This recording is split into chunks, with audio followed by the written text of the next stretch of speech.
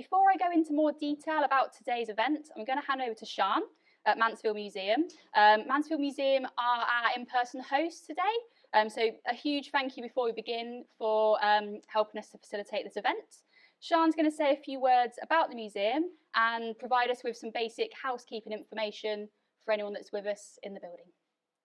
Hello, so I'm Sian Booth, I'm the Cultural Services Manager for Mansfield District Council, so I head up Mansfield Palace Theatre and Mansfield Museum and I work across the district. It's a great pleasure to welcome you all here today, and you might not know, but Mansfield is one of the most exciting, culturally ambitious places in the country right now, and although we might look as a building a little bit old, a little bit tatty, a little bit dog-eared, our aspirations are certainly not. And if you would like to help us in our journey to transforming local people's lives through arts, culture, creativity, heritage, you are more than welcome. We are gathering the willing, and we would really love for you to be part of that journey. So a little bit about Mansfield Museum. I can let you explore the museum, and quite frankly, I get it all wrong if I was to tell you about the history and the exhibitions that we have here. But really over the last few years, and certainly since the pandemic, we've launched an ambitious new service plan which repositions our work as a wellbeing asset for the town. So we've been welcoming women who've experienced gender-based violence over the last few years to get their teeth stuck into our collection, which really features thousands and thousands of objects, only about 6 or 7 of which are related to women.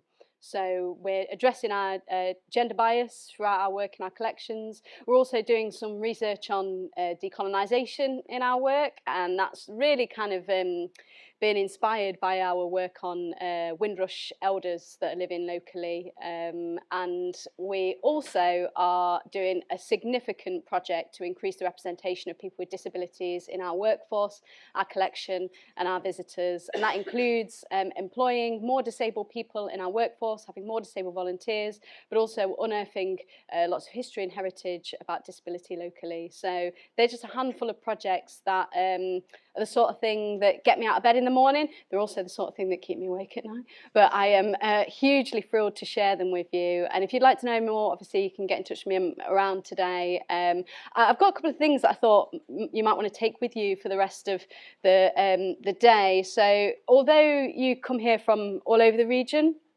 you bring your community with you here today. You didn't leave them behind. And so we have a phrase that we talk about quite frequently, which is, let's not talk about our communities like they're not here in the building with us. And you notice your tone changes, the things you say, the way you say them, the professionalism we apply. You know, we suddenly stop using phrases like the work when we're out in the community. I think it's helpful for us to Let's pretend they're here with us. This isn't a room of 30 or 40 people. This is a room of thousands. And the second thing I think would be helpful for us to take with us today, so not only what we're going to do with our communities, but maybe what are we going to do together. We were talking about this earlier, there's not enough of us, there's not enough money, there's not enough skills, there's not enough expertise to make this huge mission that we have to serve our communities and make our work relevant and change people's lives.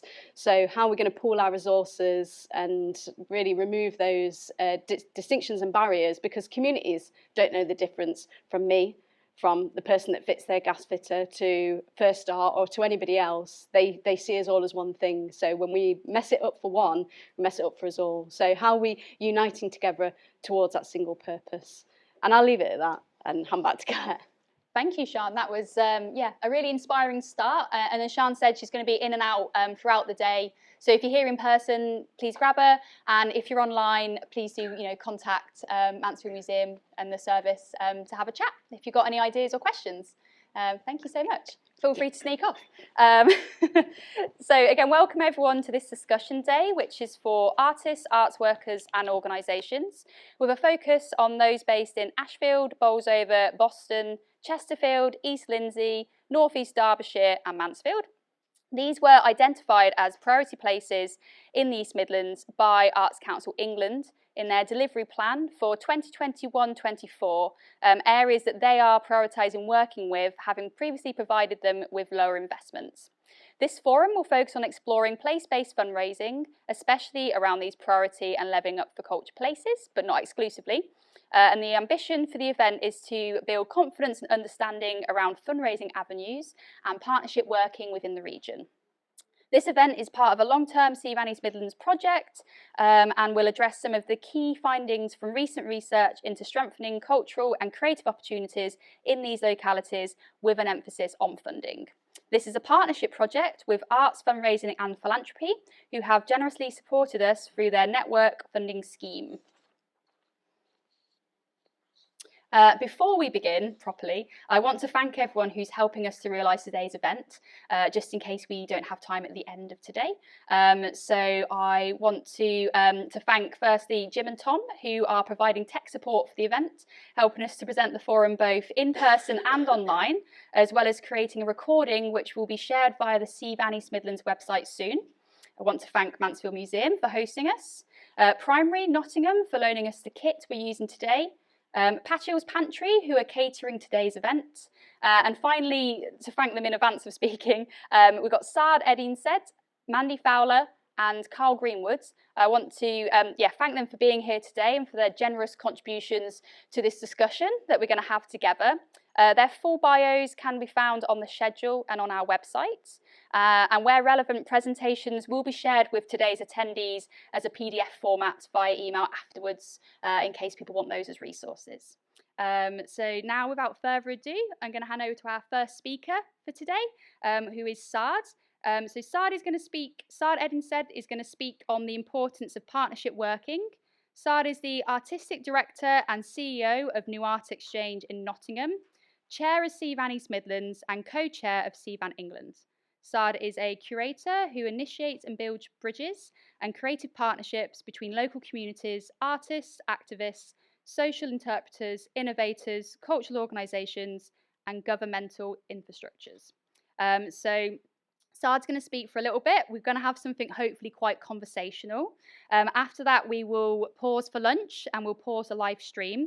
And we'll be back after Saad's conversation at 1:30 with Mandy Fowler. So now to Saad. Thank you.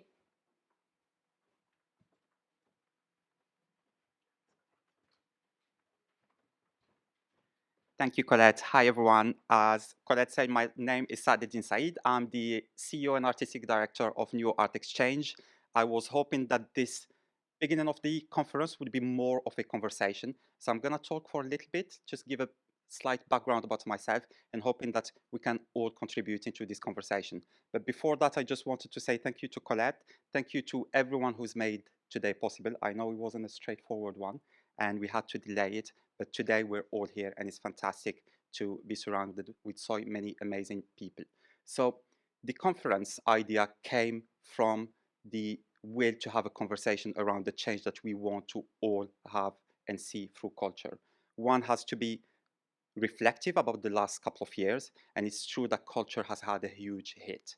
From inflation to Brexit, the unresolved conversations around Black Lives Matter, important conversations around race, around class, it's piling up and it's becoming very complex.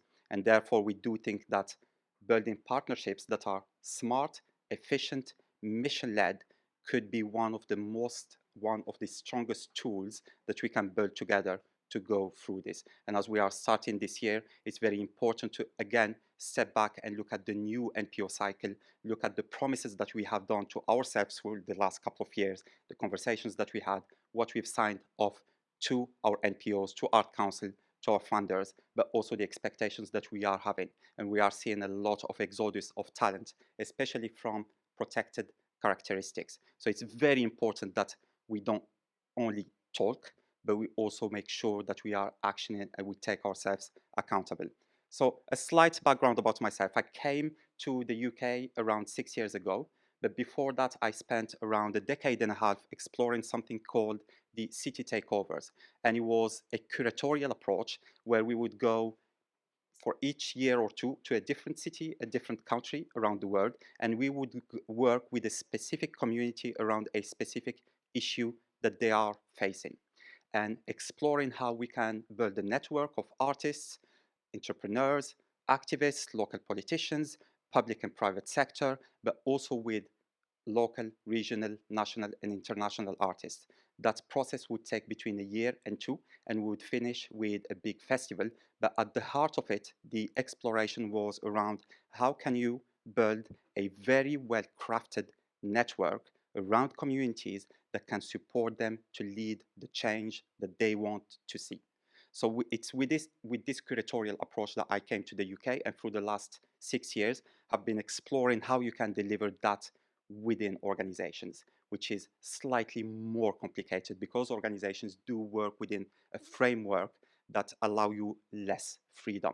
So I've been exploring this from small to medium to larger organizations, voluntary-led, NPOs, non-NPOs, creative people and places organizations.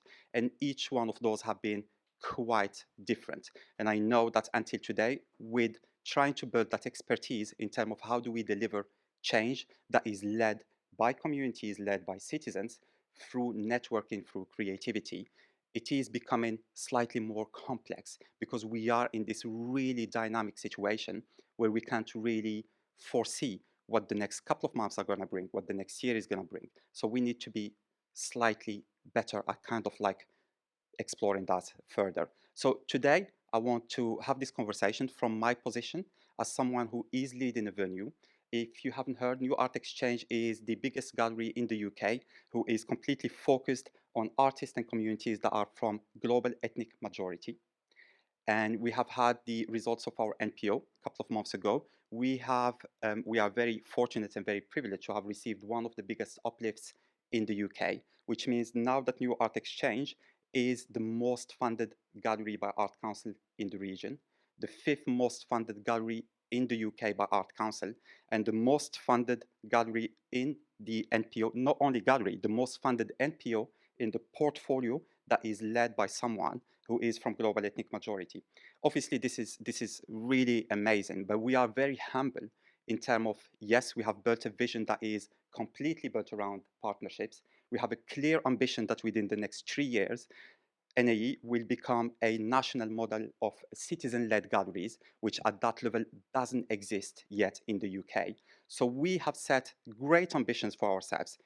We know the questions, we don't have the answers yet. And we're very humbled that within the position where we are, the only thing that we have expertise in terms of making is asking the questions. But we know that formulating the answers is very important, that we are engaging in an ongoing conversation. And I think today what I wanted to really do is open up the room to a wider conversation from our position as a venue, as an organization that is perceived to be well-funded, that is perceived to be quite stable. What are the expectations? What are the ambitions? Where are the opportunities? Where are the challenges? How can we as an organization learn more in terms of building those partnerships?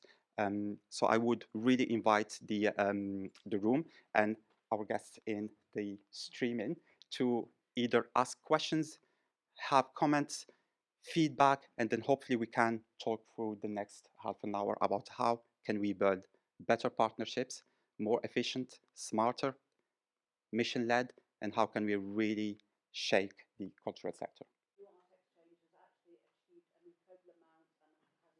Diverse audiences and welcomes everybody in there. But I'm actually sort of sitting here looking around and thinking that we need some advice from you how to make the global ethnic majority attend events like this so that we can all achieve it. And I was wondering how you think you feel about that. I think that's a really, really important question. Obviously, a little bit about New Art Exchange. The day when New Art Exchange was built, it was built around that mission. So as much as the conversation around diversity, the conversation around protected characteristics is at the heart of everything we do, but we do have some tools. We have representation. We have representation at the board. We have representation at the executive level. We have representation in the artists that we're working with. We have representation within the communities that we work with. I think the most important thing now is to have the conversations, but also kind of take ourselves not only accountable, but really be clear in terms of what are our targets, what are our KPIs, how do we set if this is a successful event or not, and if when we are curating those kind of events, these questions don't come very early, then we do miss the point. I think the conversation around diversity, around who need to be in the room, need to be there from day one, and need to be really at the heart of every single conversation when we curate events and when we build them. Who is around the table, who has the power, etc. But we can see the room and we know that there is a lack of diversity. We know that individually we all want to deliver that mission. And I think we start by asking those questions and not shying up in kind of reflecting on ourselves. And it's great that this is how we are starting the day, but acknowledging that there is a lack of diversity, understanding that actually we are also in a region where the lack of diversity is apparent in society, and then having those questions and being able to have those very difficult conversations with kindness and generosity, and balancing between that and being accountable.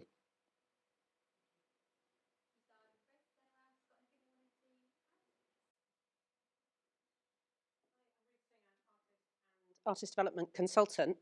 I'm interested in this idea of the partnerships and the power of these partnerships. And my question is, how can we ensure that artists, individual artists, are part of those partnerships without just being tokenistic, adding in, bringing in an artist here and there? How can artists engage fully in that process when they're not employed by an organisation?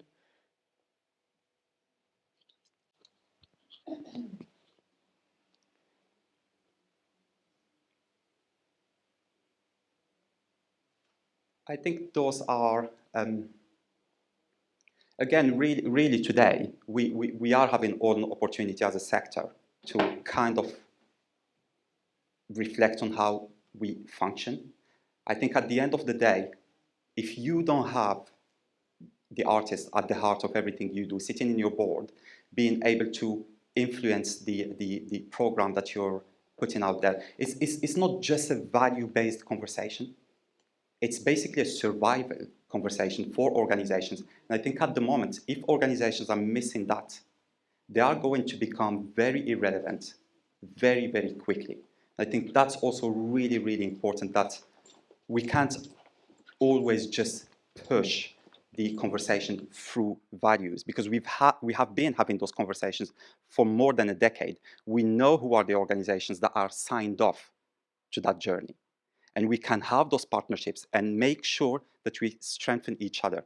And today, frankly, if any organization is not signed up to those changes, well, they are risking to become really irrelevant. And we have so many amazing people that are value-based, mission-based, that we can build those partnerships with.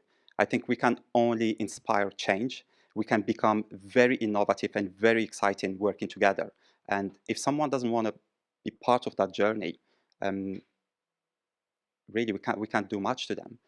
But they're already seeing that they're missing the train. I think both Art Council leading some of the conversations and making sure that within their funding, diversity is there. And when I talk about diversity, it's diversity of voices, diversity of protected characteristics, making sure that organizations are accountable. We're seeing cuts. We're seeing trusts and foundations who are becoming more sensitive and sensible around that conversation. So I think at the moment, we just need to come together, the ones who've understood and who know what they need to do, build those partnerships, and don't really, that's just my personal view, don't really waste time to convince or convert anyone. We're enough, we're exciting enough. There are enough people in the room to really carry on. To the next question, I just wanted to add to that. I think something we'll obviously touch upon a lot more later is funding, and obviously to embed artists within a process, you need funding. I mean, looking at CVAN East Midlands as an example, we've got a number of artists now on our steering group, which is brilliant. So artists are alongside organisations steering the work that we're doing, but we were only able to make that happen by kind of gaining extra funding and support from other organisations to finance individuals to be involved in that conversation. I also think that long-term working is important to that as well. So kind of like organisations and projects working with artists, yeah, on a kind of long-term basis, which again, funding dependent, which is difficult when you're kind of, you know, sometimes working with scraps, I guess. Yes, just to add to that, I'll hand over. Okay, thank you. Hi, Saad. My name's Tim. I'm from Ignite. We're a charity based in Hockley in Nottingham, but I'm originally from Ashfield and went to school in Mansfield. And my question, I suppose, is, having seen what's happened to some of the communities which are the target areas for what we're talking about today, where they don't have a track record of building partnerships and they lack a lot of social capital, how do you see this all working for those sort of communities where people tend to move away? So, for example, me, I moved to Nottingham, they moved to cities, and then there are no actual artists, or very few, in the areas that are outlying, sort of North Nottinghamshire, for example, and Derbyshire. Over to you, yeah. I think when we look at the levelling up agenda, at the heart of it, there is something that might start resolving or creating the answers that we're looking at. I am very critical of it because I think it has the good and it has the inconveniences, but making sure that we pull back money into the regions and places that you're speaking about is very, very important. New Art Exchange, we again really humbled about the great privilege that we have and the opportunities that we have, and it was very important for us to make sure that within this new cycle of NPO, that we kind of like step back, acknowledge that there is such an amazing talent in many of the regions that you're speaking about, and that there is, again, this exodus, and we want to support keeping talent where it is because of that relevance, because of that kind of like community intelligence. I know that for us, we will be investing in levelling up places, and we have signed off to that, and that's part of the uplift that Art Council is providing to us. But it's very also important that organizations, I think, like New Art Exchange, that the mission is to build local talent. The mission is not to provide services and then to pull back. We really need to kind of like support the infrastructure. I think Highs and Green, where New Art Exchange is only exciting because of the community, the culture that is there. Nottingham is exciting because of but if we look at the region, it's only exciting because of the talent, the creativity that is there. And having that centered in just one place, it just becomes slightly boring. So it's really important if we want the region to shine, and if we want to support communities to kind of like get through the challenges that are coming to us, it's very important that we support and we invest in local talent. I mean, this museum is amazing. I've been walking just through Mansfield. It's such an amazing place, and I'm sure there is a lot of really, really amazing talent there. And it'd be really, really a shame if we don't look at that and really start investing for local talent. And again, in terms of those partnerships, taking ourselves accountable, the NPOs that are well funded, in terms of making sure that we reach out, and we know that we have more capacity, more resource, more money. So it is on us to do that step forward. What a cute mic. I'm Harriet Plewis. I'm an artist and I'm also an educator, and I'm on the CVAN East Midlands steering group that Colette just mentioned. I suppose I had a question for you, Saad, but maybe for anyone, in that this idea of thinking about partnerships, I was wondering whether anyone felt able or willing to give an example of a partnership or a cluster of partnerships or anything that has worked, like a sort of, or not worked maybe, I don't know, that if there are any in the sort of, in the archive of NAE or anything where, yeah, we could sort of latch on to the idea of what, I know it's a tricky one, like what works is a very broad way of thinking about it, but Saad, can you think of anything, maybe even from city takeovers, that was like this thing where we brought these people together was a really like juicy experience or whatever? Yeah, maybe I'll talk about NAE just to keep it in the context of maybe some of the ambitions that we have for ourselves. And as I said earlier, we were very good at articulating the ambitions, But again, we know that it's not going to be a straightforward one. We need to think through it very carefully. But we are a gallery, and we work with the contemporary visual art, and we have that expertise, and it's very, very strong. One of the things that we want to do now is to build a really strong expertise in terms of how do you change NAE from a gallery that is really good at producing and curating work, relationships, network, funding, to change that to become a real asset for growth for its local community. And we know that, for example, when we talk about cultural regeneration, it's often led by politics, it's often led by investors, it's often led by councils, and it's not very often led by cultural institutions. I think that's what we kind of like trying to do with NAE. And our question is, how can NAE become that asset of growth so that in 10 years, there are other organizations that are local that have the great knowledge to pull up a funding of £1 million or more. And we know that we don't have those organizations. And that comes back to kind of your question. If we want people to stay where they are, they need to have that knowledge to kind of leverage resources. So what we are trying now this year is, for example, a new program called Unity. And Unity is a very simple call out to organizations, individuals, collectives who have specific ideas, who wants to deliver them, not at NAE, but in their own neighborhood. And the idea behind that is that we know that NAE as a gallery is not for everyone. And it's never going to be for everyone. So we need to kind of start to reach out. And today we're working with 7 local communities who are doing projects that are going from a boxing event to a football tournament to a skateboarding and rollerblade kind of like takeover, and really a variety of projects and programs that we wouldn't have done before. And therefore, it's kind of like, okay, this expertise that we have in this art form, creativity in our local community is great. It just takes different forms. So how can we really kind of start investing in that? It's a very early beginning of a journey, but you could say that one of the key successes is if we are in 5 years and one of those small projects is able to leverage funding, is able to have a small office, is able to have a team, is able to kind of like project themselves into the future, where we know that now the big problem is for all of these amazing projects is that they work from project to project, and that's really kind of not sustainable. And if we want to, again, keep the talent just locally in Hythe Green, make Hythe Green the most exciting canvas, the most exciting place, a factory for creativity, we need to spend some time, we need to share the resources, the knowledge, the learning with all of these communities.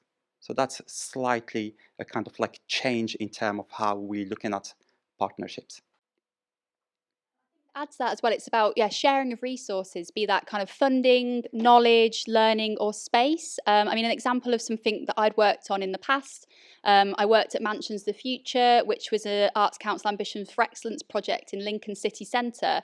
And in terms of the partnership there, I mean, I think obviously, I guess maybe we're focusing at the moment more on partnerships between, an organisation, the community, an organisation and an artist, or an arts organisation with another arts organisation. But obviously there are lots of really exciting partnerships that happen between, let's say like an art space and a charity or a science project, however that might look.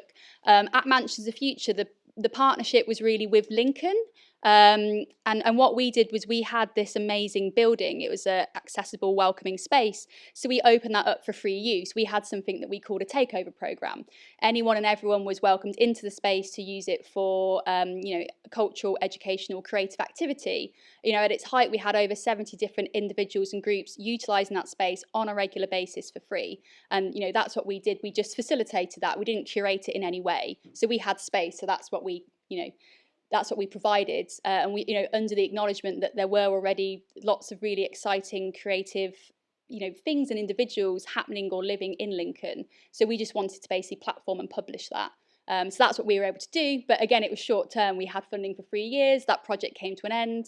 You know, there's a legacy to that. There was obviously a bit of a kind of hiccup with COVID that kind of got in the way of what would have been a really exciting final few months of seeing those communities continue to utilise that space and providing them with support in kind of moving them on. But yeah, that was just another example I wanted to bring to the table. And also later we're going to hear from Carl at First Art, who's going to speak about that project, which is a Arts Council Creative People and Places project, working across 4 areas in the region. So I guess they're a partnership between 4 areas in the region, which yeah, will be something interesting to discuss this afternoon.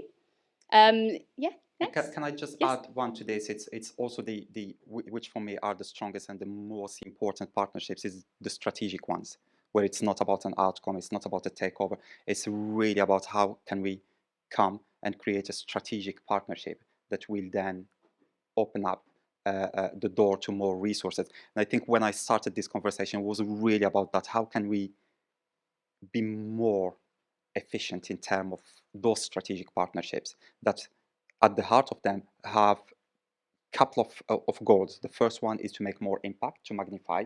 The second one is to leverage more resource. The third one is to brand your mission. So, for example, NAE and CVAN East Midland, I think it's a fantastic strategic partnership where we come together around a specific mission, which is making contemporary visual art a more inclusive art form, making sure that the organizations who are working within that art form are well supported, but are also accountable and are ambitious in terms of progressing the agenda around equity and fairness.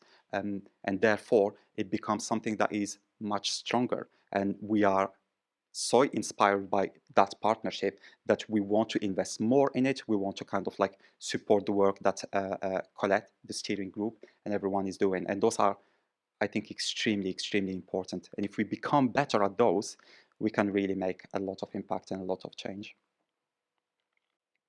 Saad. And just to say as well, also cross-regional partnerships. I know we're focusing here on the East Midlands, but Mandy, who will be speaking after Saad's, we were having a conversation earlier about CVAN East Midlands working more with New Art West Midlands, which is the contemporary visual arts network within the West Midlands region. So again, kind of, pulling together our, knowledges, expertise, resources, understandings to do more together, to do something, strategic that can have more of an impact for more people. Which, watch this space. Has anyone else got any examples or new thought streams, questions that they want to share? Yep, coming back. Thank you. So it's Tim again. I guess the one that I worked on recently was, because I do a lot of work with sports organisations. Nottingham became City of Football about 8 years ago. Yeah. And that was a really good way of bringing people together from arts organisations, a creative quarter, the private sector, public sector. The whole thing was a massive sort of piece of work to start with, but the idea was to turn the city into a kind of blank canvas for playing football in different ways. So it was trying to get people from different backgrounds. There was a big focus on women and girls, disabilities, and people from different communities playing, because it was traditionally a white working class sport, and it was to try and do things in a different way. So there's a lot of work around that, and there's a big evaluation that was brought out.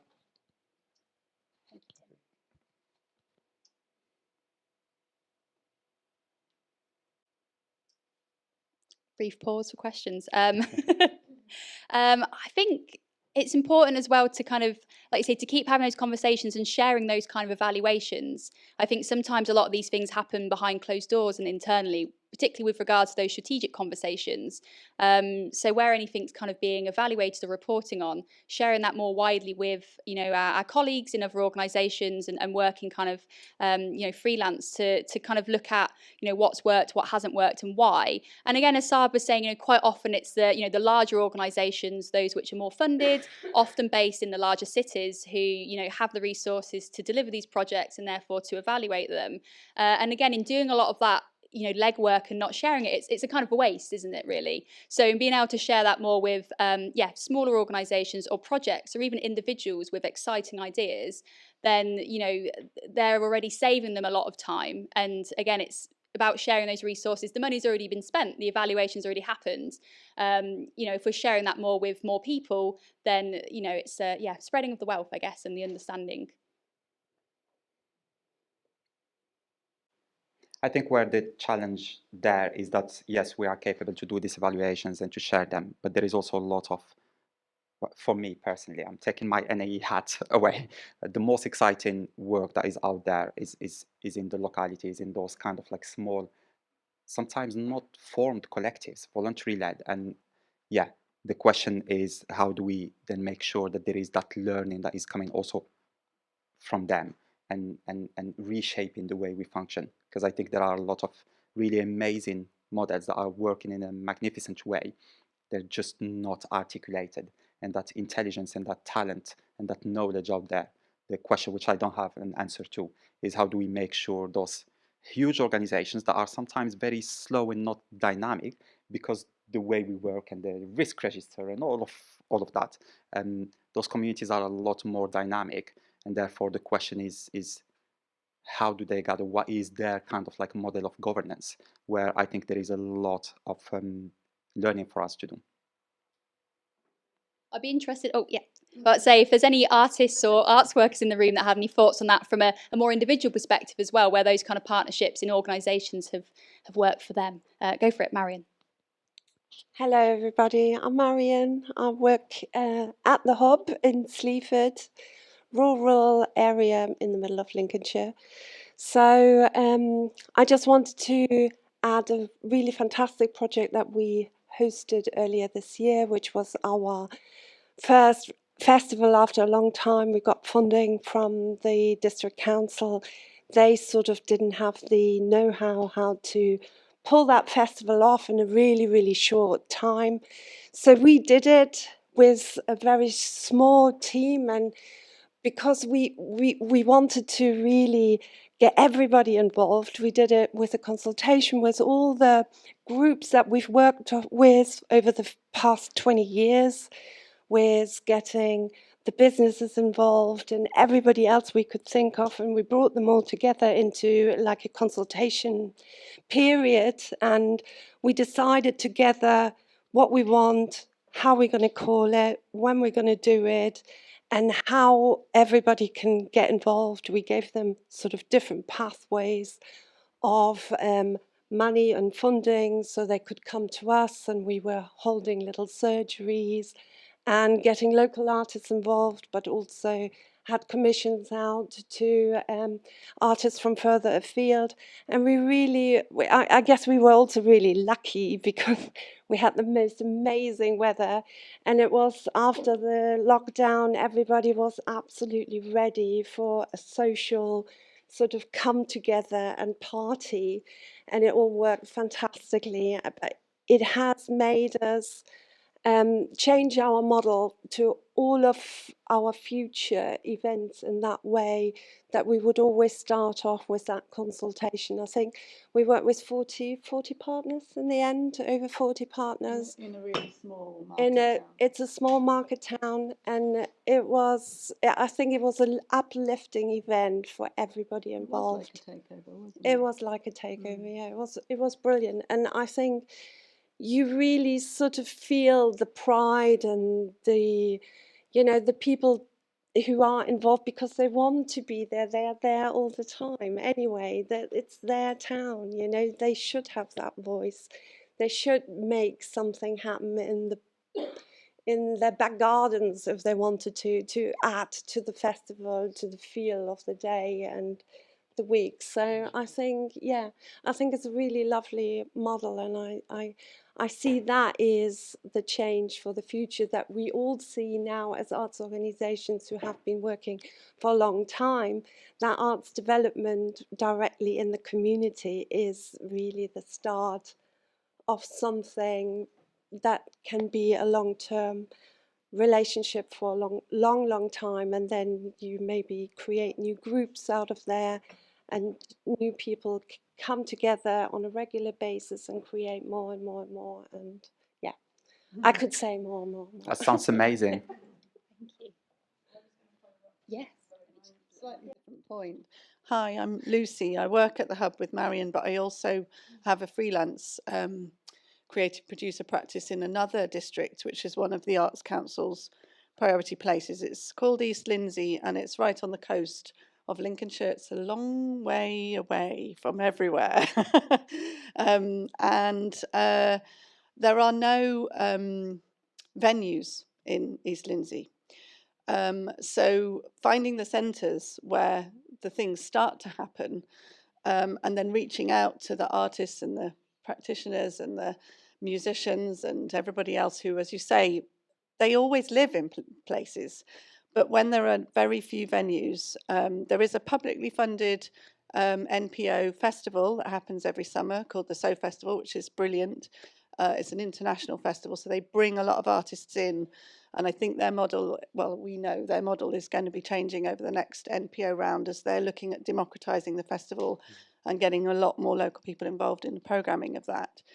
And East Lindsey District Council, in partnership with Boston Borough, who I know we've got representatives here from Boston Borough and South Holland, have just become a new NPO as well. But I think the journey over there is a different one because there are so few arts organisations doing work on the ground and making and building the partnerships. So I think my question really is about when there is very little infrastructure, and there may be one or two really keen individuals who want to try and meet up with other individuals to get things going and to start these lovely creative conversations going. Has anyone got really good examples of how you do that when there is already quite a big desert? So yeah, it'd be lovely to hear over the course of the day if anyone's got more examples of that. And I know other creative people and places maybe we'll talk about that because I was just about to. That is they're kind very, of very good absolutely network. Yeah, before coming to any, I was working in one of the creative people and places, and the variety of places where they work, the variety of knowledge. I think it'd be great for you to have a conversation with the network.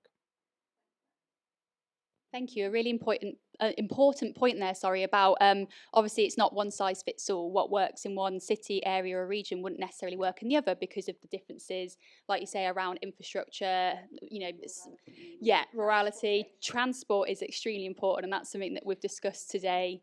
And I think that's really important that we pick up on that throughout the conversation today about those, differences, difficulties, challenges, also positives as well, obviously. We don't want to just be negative. but yeah, obviously, somewhere with less organisations, you've not got the infrastructure, you've not got the spaces to do the activities in. So there's a lot to say around that. While I've got the mic, we've got a question here that's come from our online audience. Hi, Bella. She says hi to the room. How do we make it clearer to artists that organisations are actually open to engaging in partnerships? Question. Sometimes the name of an organisation, especially larger names /MPOs, can be a barrier in itself for artists to doorstep organisations with ideas to partner /collaborate. I think it's probably coming back to the example that you've said earlier, is have that conversation with the artists that you think you're not reaching out to.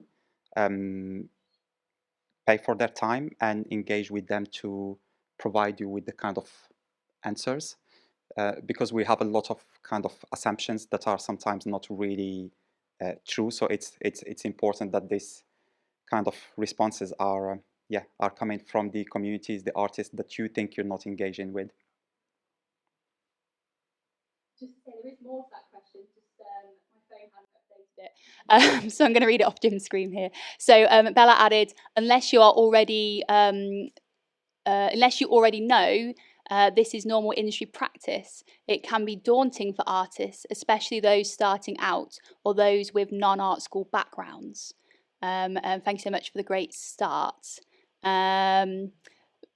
Bella is an artist in Chesterfield. So if there's anyone else from Chesterfield in the room, it'd be great to hear their thoughts on this.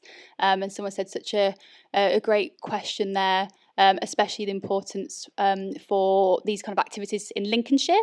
So I guess, just to add to the rest of Bella's question, I guess, these kind of events, we'll find out in the evaluation. Hopefully, they're important, and in a sense they're successful in being an opportunity for people to network.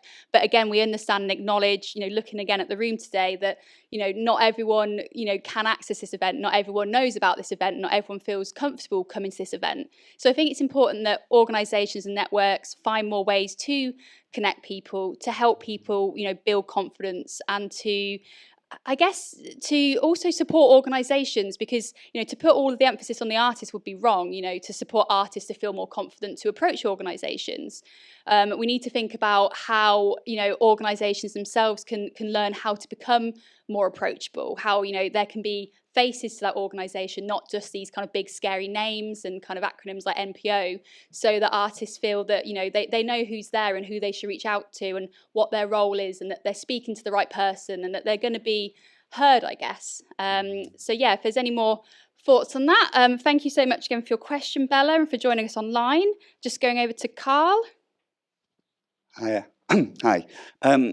It's an interesting question, because I work on a Creative People and Places programme, and especially at the start of a Creative People and Places programme, you just get inundated with artists in that area wanting to do things, and it's impossible, A, to have a conversation with everyone, and B, to support everyone. There's with the greatest will in the world, regardless of how much money's on the table. So you're in a real difficult position. Can often be, and understandably, if a large amount of money comes into an area, a sense of entitlement from that community, or those artists, that they should be getting a piece of that, and I can understand that. It's but I guess for me, and it's something. Don't get me. I'm not. It's not as if I'm really popular and everyone wants to kind of talk to me. But we do get quite a lot of emails and people wanting to do stuff, and it's just impossible to have conversations with everyone. But what we have said is, we need to create a mechanism or something that allows us to have a space for conversation to happen, because we cannot, there are artists who don't know how to get funding, or artists who might have really good ideas and just need some support. So I'm going to talk about it. It's a really naff name, but we'll probably come up with something a bit sexier, about cultural development surgeries. But that's about creating it's not about us as a potential funder and applicant relationship, and I think that's a difficult thing to navigate too. It's like, we're here as potential partners on an equal playing field to help or share ideas about how we can work together and develop these ideas together, or signposting people to particular avenues that they might not know about. So I've also worked at an NPO with a theatre director, and she never gave her email out, and understandably, because she just gets sent plays left, right and centre. So it's kind of looking at it from all points of view, I guess, because you can be seen as being rude. I mean, we've got 2 members in our team at the moment. We just haven't got the capacity to deal with everything, and we cover 4 districts, but I'm not going to go into that in too much detail.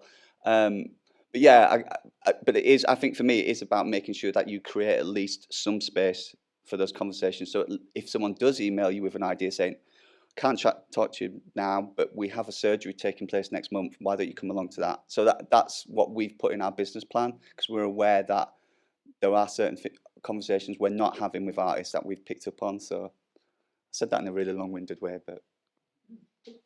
Thanks, Carl, that was great. Has anyone got any thoughts or responses to that in the room or online? I think I will just say, from Carl's perspective, from an organisation's perspective, I guess that, acknowledgement and understanding from both sides about the limitations of capacity, obviously for artists, freelance arts workers, and for individuals within organisations who, as we know and we'll speak about, are underfunded and overstretched. And I guess we'll hear more on that later. And again, obviously, it varies from organisation to organisation, region to region, but quite often you're emailing someone who perhaps works part-time and has perhaps had a number of emails with incredibly great ideas, but maybe it's about, as Carl's outlined there, providing these platforms and opportunities to ensure that everyone's voices can be heard and that people can access the resources that you can make available to them. Have you got any thoughts on that, Saad? That's something we're actually really thinking about now, and we want to use the next 12 months to exactly articulate what is the model that you could approach NAE. The NAE is a well-branded gallery. There are a lot of artists who want to exhibit in our main gallery, but the reality is the number of artists that we can exhibit every year is very limited. And we know not only NAE, but the overall big galleries within the contemporary visual art, there is very rarely an explanation on how you can go from contacting an organization to being selected to be exhibited. So that's what we want to articulate at the moment. The idea is that we would create an accessible form for expression of interest that would then, once you contact us through this form, then there will be specific moments in the year where the curatorial team would go through these forms. We will be very upfront that we can't feed back to everyone, but we will go through these forms and take a selected number of applications that, due to our expertise, we know that they would work within the space, within the scale, within the funding and support that we can provide. And we would take that to a small assembly of industry peers, artists, and local communities to make sure that excellence and relevance are at the heart of that. And through that facilitated conversation, we'll bring down the number to maybe 3 or 4, that we then would have that one-to-one conversation with those artists. Obviously, once we select the 2 that we will be curating or exhibiting in that year, then we can feed back to the 2 others. But while I'm saying this, it's not written in any papers. This is something we kind of like reflecting on, but it comes at the heart of that ambition. How can we become both a citizen-led gallery, but also celebrate that we and acknowledge that we do have a lot of expertise that doesn't exist within that kind of like wider platform of citizens and networks that we want to work with. But it's really spot on. I do have, for example, my email in the on the website, so that's accessible to everyone. But I do acknowledge that the number of emails you receive can be huge. But the opportunity to call someone, even if it's for 2 minutes, I think it's greatly appreciated. I try to do as much as I can. I'm very bad at it, but that's something, yeah, I want to develop more. Thank you. I guess on that point, something that Saad touched upon there was, how many exhibitions venues are having per year as an example. Opportunities are sometimes becoming less because organisations are becoming more stretched. For example, the cost at the moment of materials, gas, electric, etc. means that, where an organisation might have had, 4 or 5 exhibitions a year, that's now, probably 2 or 3. So again, that's, limiting opportunities for artists, unfortunately, due to kind of restrictions with regards to funding for that organisation. That's something that we've come across. Also, another really important point there was around kind of transparency, I guess, accessibility of language, and where artists and arts workers can find this information, for example, on galleries' websites. So, yeah, it's something we've been speaking about at Primary, which is an organisation in Nottingham where I also work, do part-time at both. We accept proposals, but it's not necessarily clear that we do, or how you would submit a proposal, or how those proposals are kind of put to review, and what the criteria is, so that artists aren't putting time and labour and energy into putting forward a proposal to an organisation when the fit's not there or the resources aren't there. So I think clarity and transparency is really important. Ruth? Thank you. I just wanted to mention, related to that, I did a piece of work for ArtQuest last spring, facilitating discussions about making open calls and proposal writing and making that more equitable. So there is some information on their website now that is written up, but they're planning to do more work on that, because what came out of there, what I was really interested in as the facilitator, working with various different organisations and artists looking at that, was the artist's labour and the artist's knowledge, the free labour that artists are putting into all kinds of project applications and creating the connections. And I'm interested in it goes back to the question I asked earlier about how artists can get involved in these growing and developing partnerships without, and it's the question that came from online, it all ties together with how artists can be involved in those things without putting in a lot of unpaid labour and putting in a lot of unpaid work, with not knowing how to make those connections, or not knowing if their expertise is going to be valued. And also, coming back to the comment about the conversation about evaluation, that the evaluation, the knowledge and the experience and the skills of the artists who are delivering these programmes disappears from project to project. You know, the artist takes that with them, and that is very rarely captured and very rarely valued, as far as I'm seeing from the being outside of the organisations. I don't see that being acknowledged and recognised and captured of how skilled the artists are in making those projects possible. You know, that's their real skill there, which is kind of feels slightly undervalued, not necessarily by the organisations or the individuals, but, you know, overall.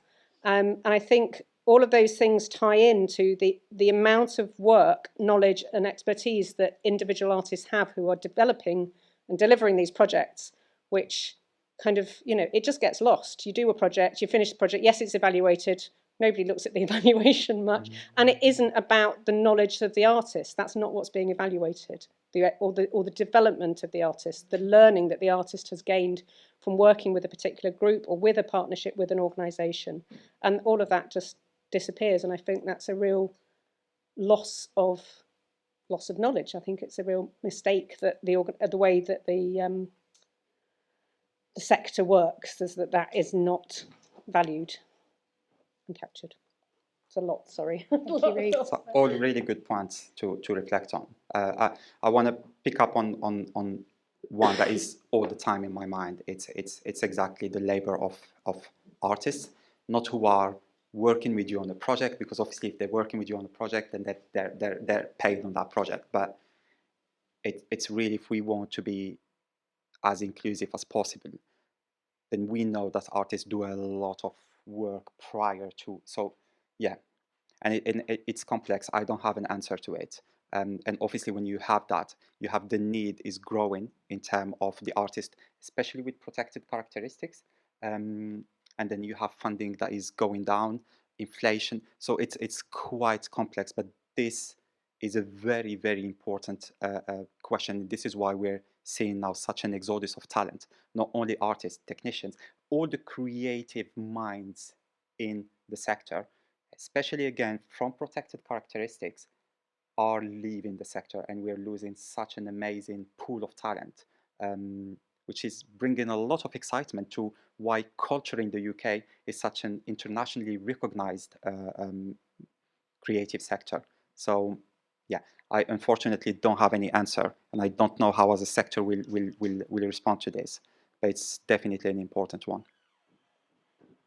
Thank you. Just to say, we're coming up to the final minute of this session before we break for lunch. So again, we'll be pausing the live stream and starting back the live stream at 1:30 with Mandy Fowler, and then we'll have Carl Greenwoods and from First Start and closing comments. So has anyone got any final thoughts to close this session before we take a break for an hour?